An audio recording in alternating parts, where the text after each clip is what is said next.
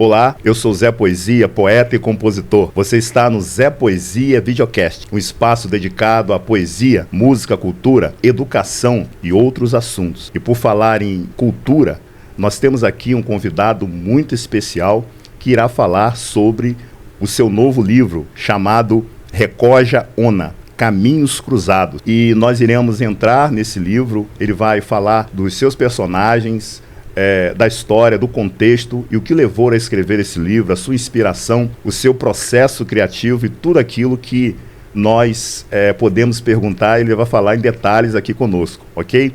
E se você está interessado em saber um pouco mais desse assunto, eu peço que você me aguarde só um instante que eu volto após a vinheta.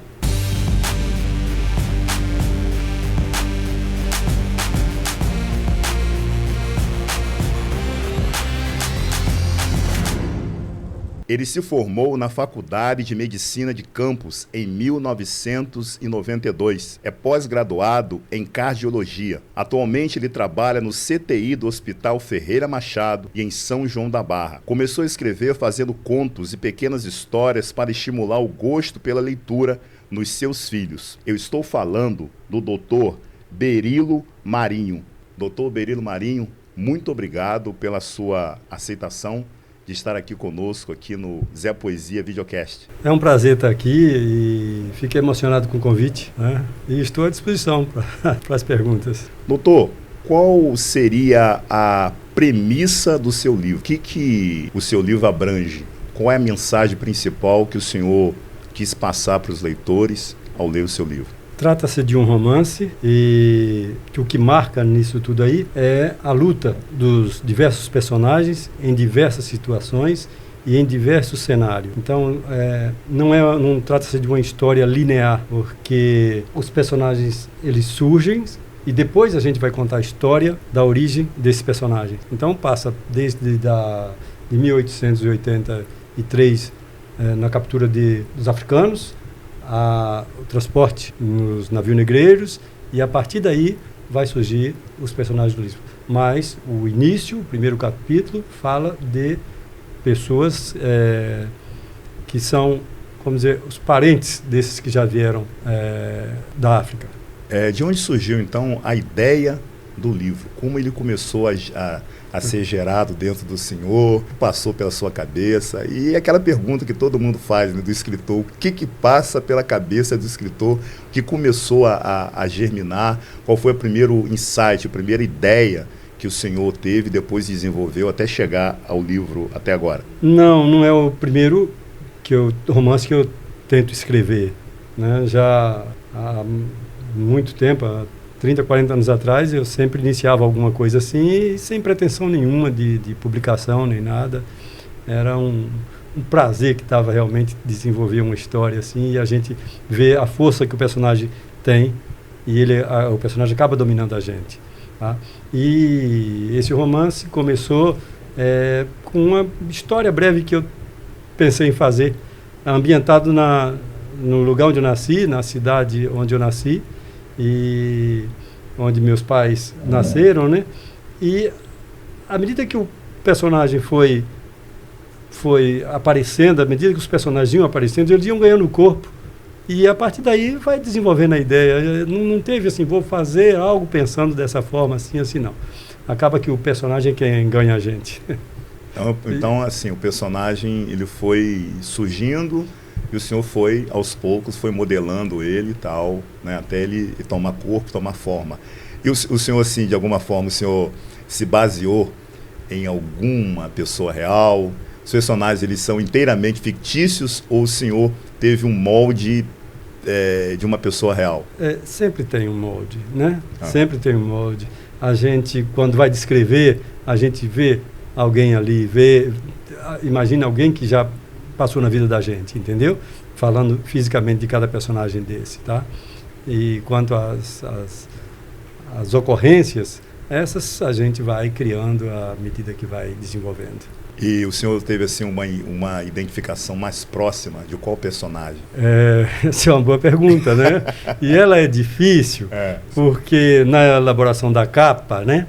Tinha a Luzia, o personagem Luzia, tem o próprio Ramiro, né, que é um dos protagonistas também, e tem outros personagens aí, como, né, a mãe da Luzia, e outros personagens o aí. rei, E o ébano.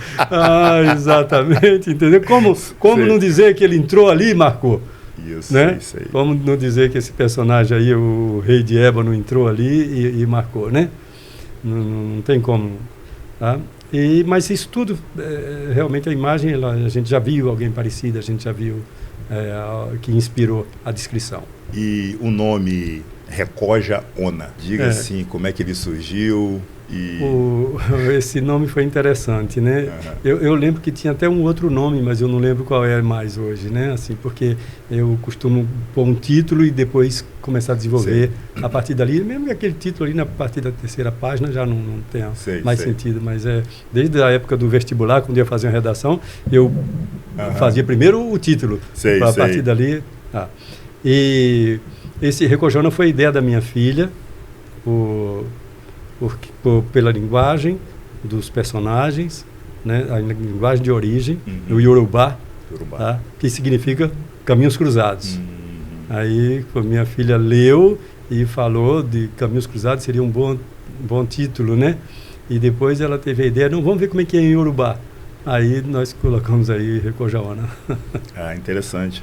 E eu vejo assim no personagem mesmo em meio àquele contexto, né, de tremenda opressão, né, de humilhação, né, dos escravizados, pessoas negras, a sua preocupação em trazer à tona personagens marcantes, personagens que de fato têm uma história, têm uma forma de falar, de pensar, aquela coisa que, embora naquele contexto a gente não tinha elementos de protagonismo, porque o próprio sistema de opressão e de perseguição, né, não deixava isso aflorar, mas, né, a sua preocupação foi trazer à tona esses personagens, que são personagens, o Ramiro, o ébano, o capoeirista, o Ramiro, o soldado do exército, com as suas peripécias, com suas, né, com todas as suas características, né.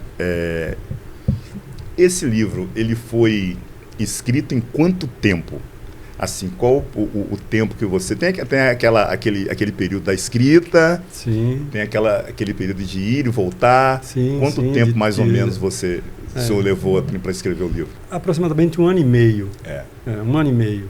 E toda vez que a gente vai reler, aí temos modificações, que a gente acha, né, que está melhorando, né? E a gente, na verdade, não sabe qual que vai dar o contexto geral. Mas isso aí levou aproximadamente 1 ano e meio. Esse período de escrita variava nas folgas que eu tinha em casa, às vezes lá no sítio, né? Que eu chamo carinhosamente de roça, lá na minha roça lá. E às vezes, rapaz, no trabalho também. A gente tinha dias de mais tranquilo e tal, então a gente fica na mesa, sentado de frente para os pacientes ali, tá estável, tá. Aí a gente vai ler o que já foi escrito naquele capítulo e tal, e vai consertando uma coisa ou outra ali. Né? Sempre aproveitando o tempinho que tem. Né? E nesse gancho aí, como é que é o processo criativo do senhor? Não, isso é que eu te falo. A leitura dos parágrafos anteriores é que vai inspirando os próximos parágrafos. Né? Isso aqui é... Porque até enquanto eu estava escrevendo, às vezes no trabalho, eu passava para um colega ler. Sei. Aqueles, né?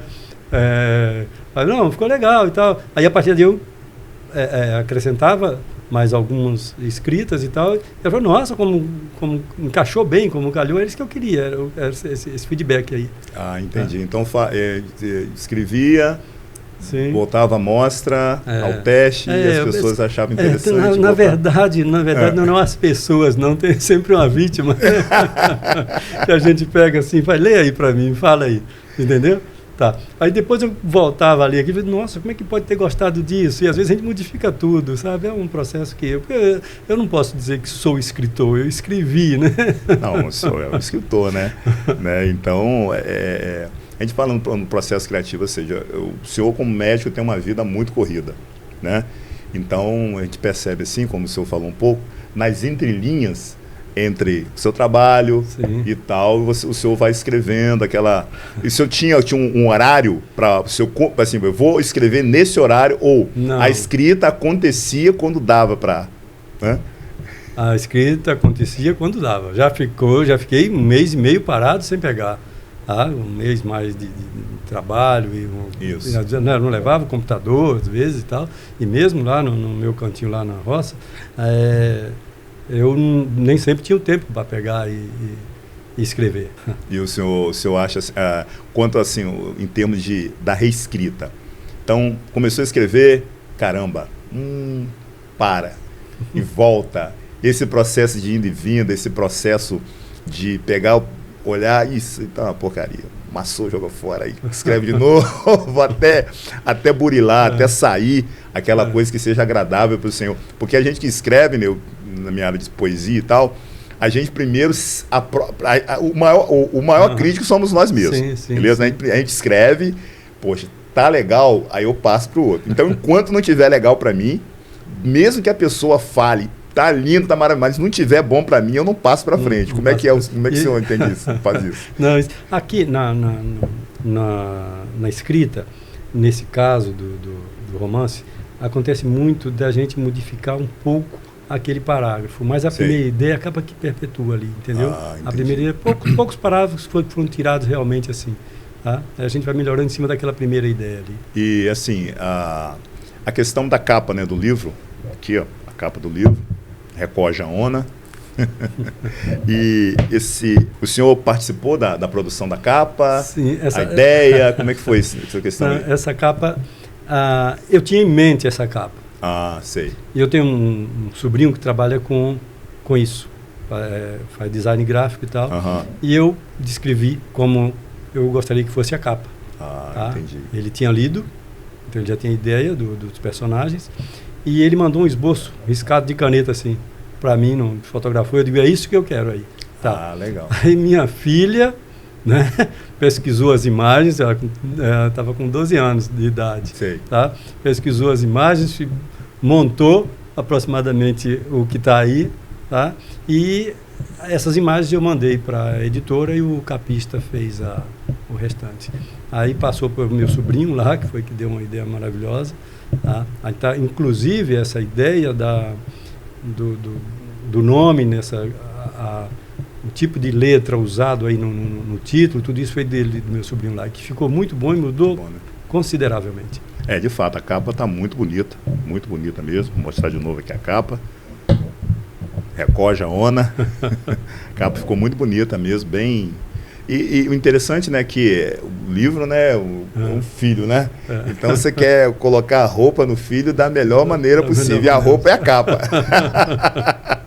A roupa é a capa, né? Então, e como tem sido a receptividade do livro? Como é que as pessoas têm assim dado feedback? O que o senhor tem achado? Eu sou péssimo como divulgador, né? Mas é interessante que nos lugares onde eu trabalho, as pessoas me procuram, porque souberam do livro, né? E não chegaram a ver nem a capa, e chega lá e se surpreende. Nossa, mas procuram porque, olha, Berílio escreveu um livro, um romance aí e tal, e me surpreende isso aí, viu? A procura está me surpreendendo. Interessante, né? E o retorno está chegando, né, das pessoas interessante. que já leram. E o senhor, de alguma forma, como é que o senhor encara a questão da crítica na literatura? O senhor acha que é interessante ser criticado para aperfeiçoar? Tem aquela crítica que o senhor... Como é que o senhor avalia isso aí? A crítica, ela é sempre necessária, né? Qualquer profissão, né? Não dá para crescer se não houver a crítica, né? E infeliz daquele que não aceita. Isso. Tá? No seu livro, né?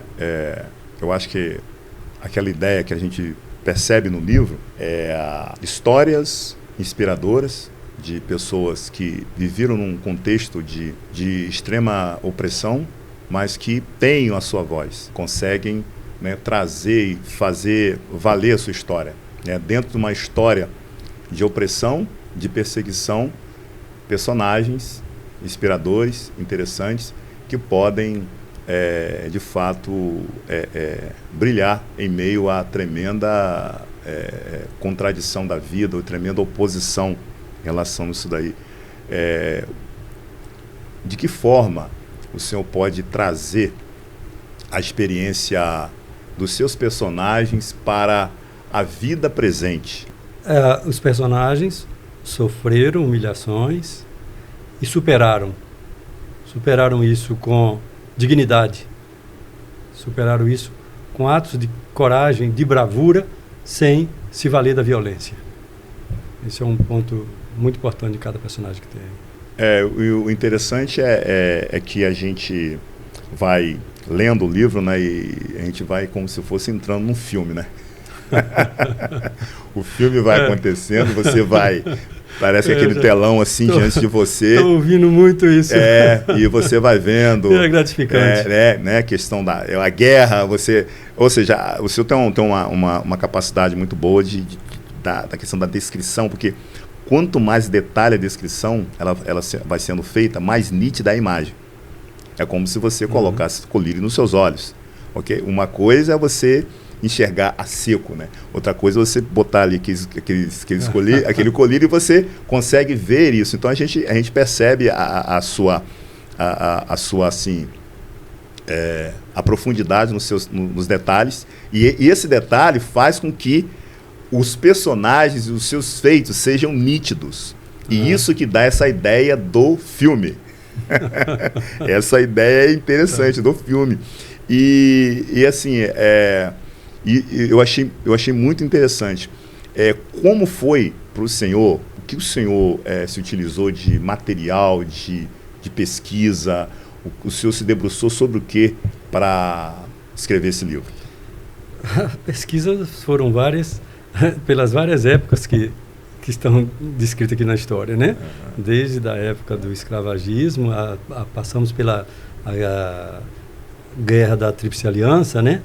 Falamos lá da Revolta dos Malês, lá em Salvador, que é um ponto marcante, que eu já tinha a ideia de botar isso numa escrita, que eu precisava passar pelo menos para meus filhos, para meus amigos, para quem conhecesse, que aquilo foi um ato de bravura excepcional, e eu tenho aquilo como um dos momentos mais importantes na história do Brasil, porque a Bahia hoje podia ser um país independente do Brasil.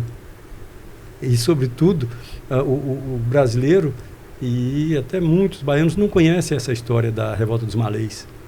Tá? Eu acho que é algo que deve ser pesquisado, porque que quando a gente hoje, quando vê falar de muçulmano, pensa que muçulmano no Brasil são meia dúzia que tem em São Paulo, que tem aí nas grandes capitais, quando, no entanto, na Bahia, a maioria dos negros escravos naquela época eram muçulmanos. E a maioria deles sabiam ler, e os seus senhores eram os analfabetos, entendeu? Então, eu acho interessante. Interessante que essa cultura muçulmana, né? Esse aspecto... Que vem desde lá, né? E mudou depois do Levante, não teve sucesso, e por isso que hoje pouca gente ouve falar, mas eu acho que devia ser bem difundida essa. Uma coisa que eu achei interessante assim, foi a preocupação, né? Que o senhor escreve para os filhos, né? Tem uns filhos como leitores, né? Esse foi o princípio, né? As crianças lá em casa têm diversas idades, 30 e poucos anos e tal, e agora uma com 13, tá? E eu já escrevi para os primeiros, né? E escrevendo agora para os... Tá? É claro que nada foi publicado, esse foi o que as pessoas que leram começaram, não, esse tem que ver, e a ideia foi surgindo.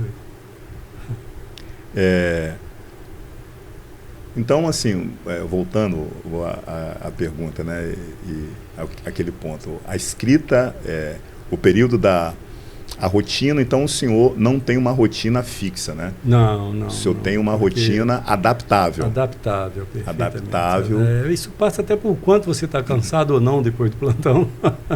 Né? Mas, assim, os períodos que o senhor tem de maior criatividade, assim, que tem aquele período que a gente não sai nada, e aí a gente vai entrar na questão do bloqueio criativo. Tem hora que não dá para escrever nada.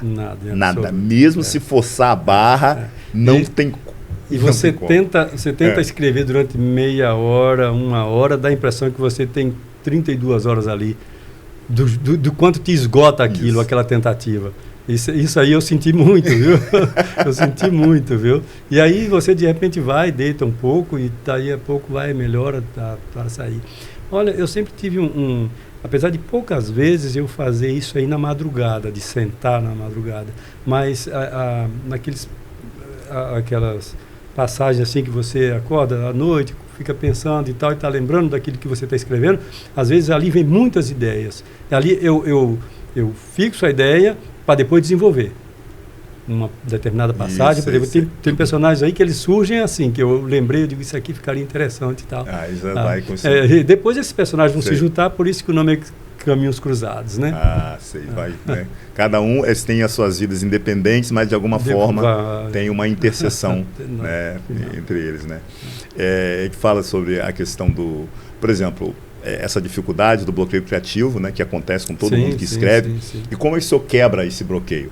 Como é que o que o senhor, por exemplo, zerou, não tem nada, se força a barra, não vem nada, e como o senhor faz para resolver esse problema? Aí se entrega, né? Aí depois você volta a sentar ali, aí você, nossa, de onde veio tanto assim? Isso. E não adianta forçar naquele momento, porque é desgastante e pouco produtivo. Joga a toalha. Joga a toalha, vai deitar, vai fazer o que você quiser fazer, vai, entendeu? Fazer outra coisa, uma atividade física, que seja, e depois... Depois vem, né? É a forma também do cérebro, né? Ele fazia as conexões certas, porque tem hora que, de repente, você começa a escrever direto, as coisas vêm de maneira, assim, incríveis, assim. E tem hora que a porta se fecha. E tem hora que você acabou de escrever, que você está querendo desenvolver aquela ideia, naquele parágrafo, e você tem uma dificuldade, e você desenvolve, fica como você quer, você não aguenta nem começar outro segundo parágrafo. É como se te estafasse ali. Aí você tem que sair, passar um tempo, depois voltar. E o gostoso de escrever, e por que eu sempre escrevi e nunca tive pretensão de publicação, é essa ideia de você ver o personagem brotar e de você vencer vencer aquele anteparo de não ter a ideia, daí a pouco você vem e faz algo que você julga bom no momento. Isso é bom, é gratificante.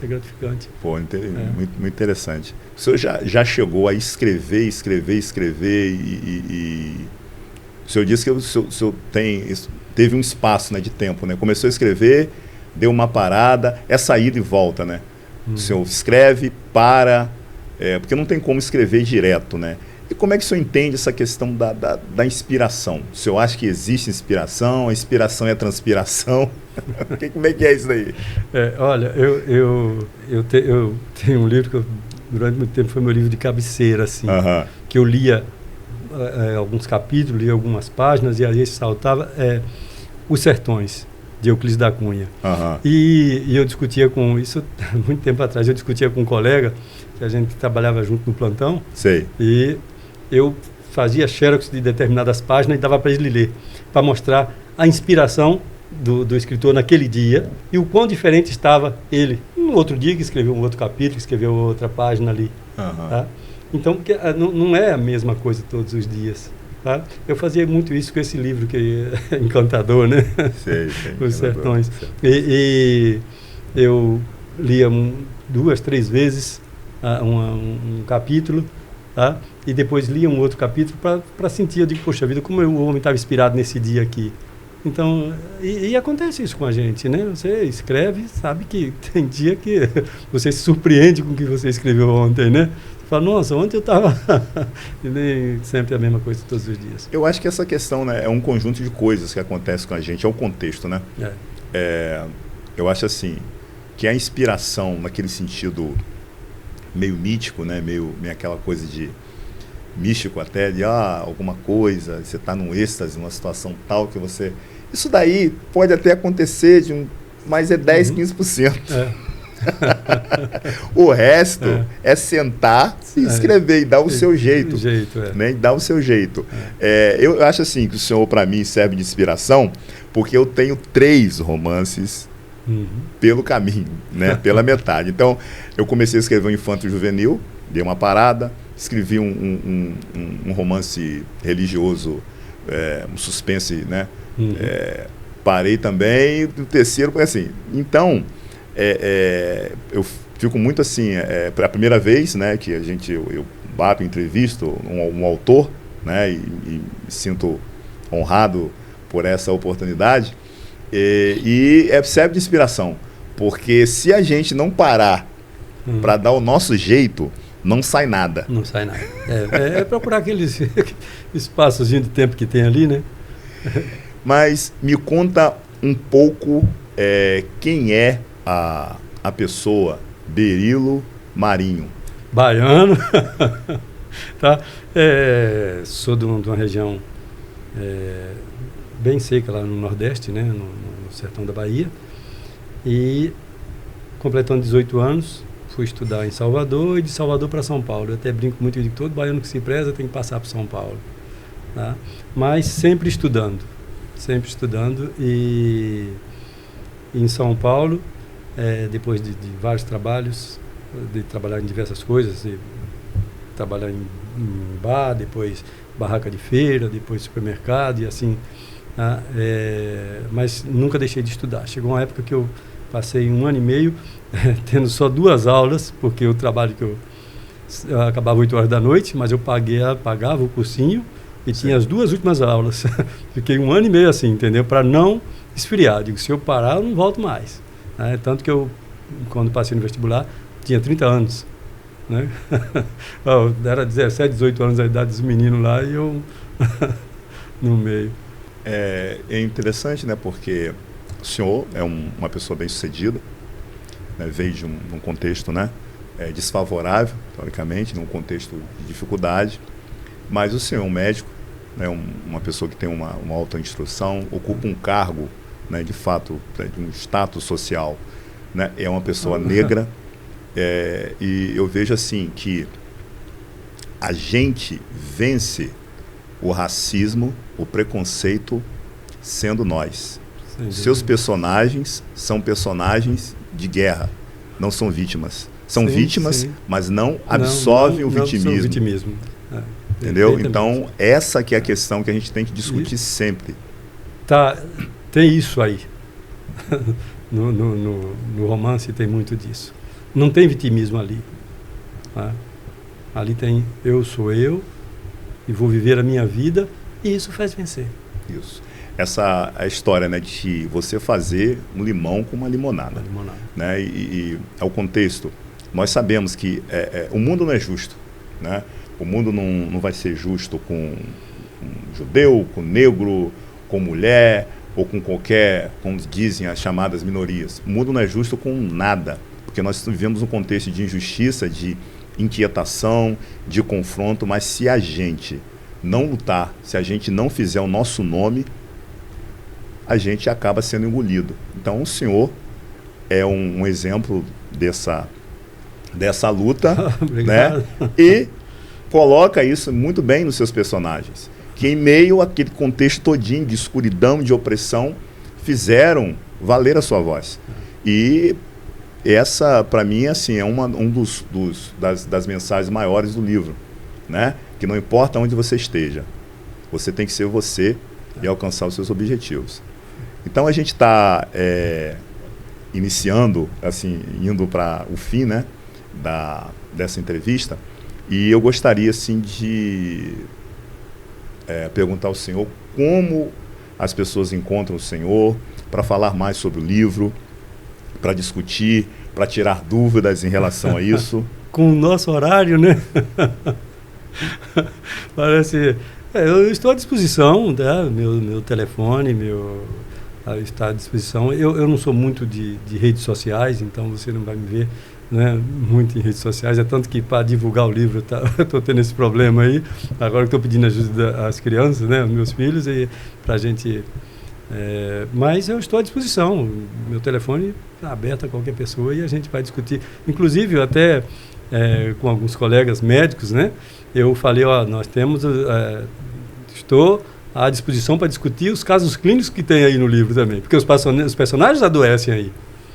os personagens adoecem, os personagens né, morrem, e aí para a gente discutir o que levou a isso aí. Isso, tá? O senhor trabalha bastante essa questão, né? Porque já entra numa área, né? E tem um médico aí, né? Um personagem médico aí que é bem marcante também, né?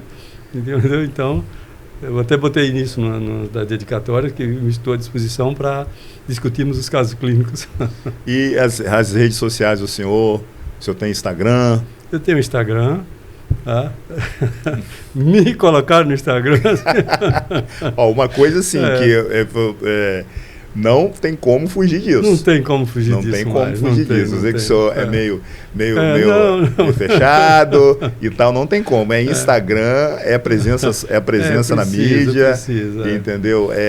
Vira e mexe, está participando de eventos agora, assim. ativei há pouco tempo o Facebook, aí minha filha, pai, ninguém usa mais isso, até porque eu digo, como não? Não, porque eu não sei mexer, pai, só o pessoal da sua idade é quem mais mexe com isso. Eu digo, tá bom. Então não tem como fugir dessa quanto mais, né, com o senhor sendo autor, publicou um livro, e tem que divulgar, mostrar, né? E estar em eventos, em situações cada vez maiores. O boca a boca já está bom, mas é importante que... Mas o senhor já tem uma ideia, assim, do próximo livro? Já surgiu alguma coisa? Olha, eu tenho um terminado já faz tempo. Ah, é? Que coisa, eu tenho um terminado já faz tempo. Mas por que esse foi o primeiro? Não, porque... o outro... Esse que trocou a ordem? Diferente, esse é muito mais marcante, esse é muito mais denso, denso. E muito mais maduro em relação ao primeiro, entendeu? Entendi. E começar, eu já comecei uns outros tantos, tá? Quando eu morava em São Paulo, eu comprei uma máquina de datilografia, o investimento que eu fiz, comprei a máquina de datilografia e ficava lá fazendo. E o que eu achei interessante é que eu descrevi uma situação baseado descrevi um personagem vivendo uma situação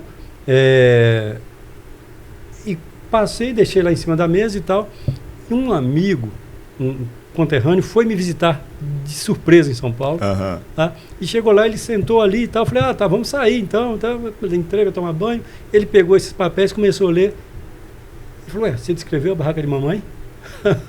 Caramba. Entendeu? Aquilo eu falei, achei interessante, eu digo, puxa vida, ele reconheceu que era da mãe dele, tá? Eu falei, engraçado, né?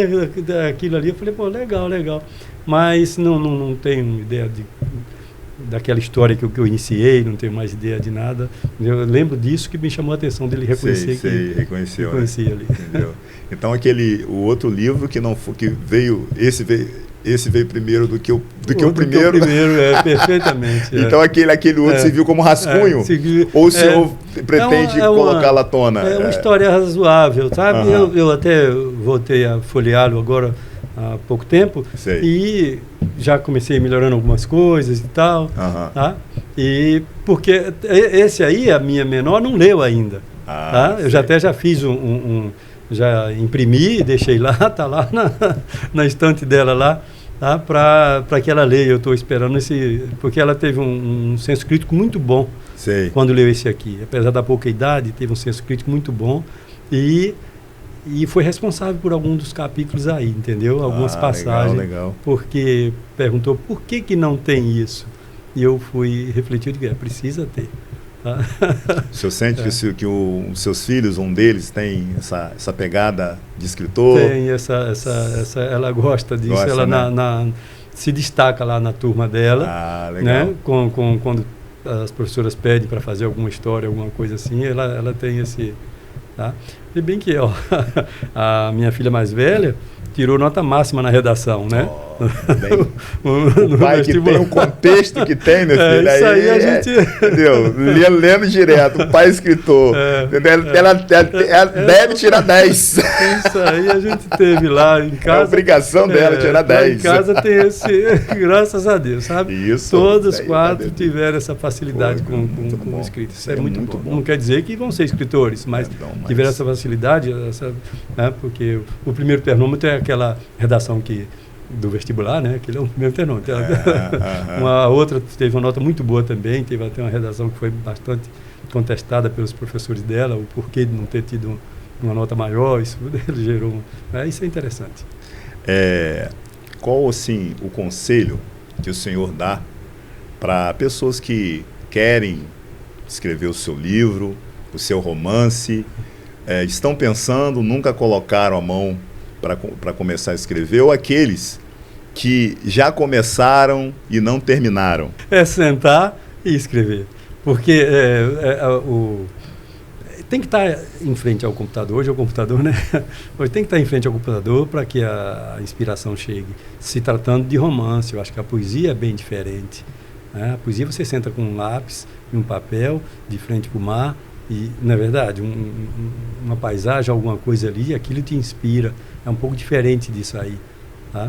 O livro, o romance, os contos que seja, eu acho que é isso mesmo, é sentar e aquela ideia que você julgou que não ser muito importante, desenvolve que ela pode crescer. O personagem que você de repente não vê como tão importante, ele cresce. Isso tem muito aí, personagem que entrou, que era só para ter uma fala, ele ganhou o corpo e tomou conta do capítulo. Tá? Então isso é... Isso acontece muito. Bem, nós estamos assim, já estamos terminando essa entrevista, né? E eu gostaria de mais uma vez agradecer ao senhor o prazer todo por estar aqui, por aceitar o nosso convite. Aqui está aqui no Zé Poesia Videocast. E se você gostou dessa entrevista, compartilha. Escreva lá nos comentários o que você achou de toda essa entrevista, leia o livro e a gente se encontra no próximo episódio. Muito obrigado por tudo, Deus abençoe a todos.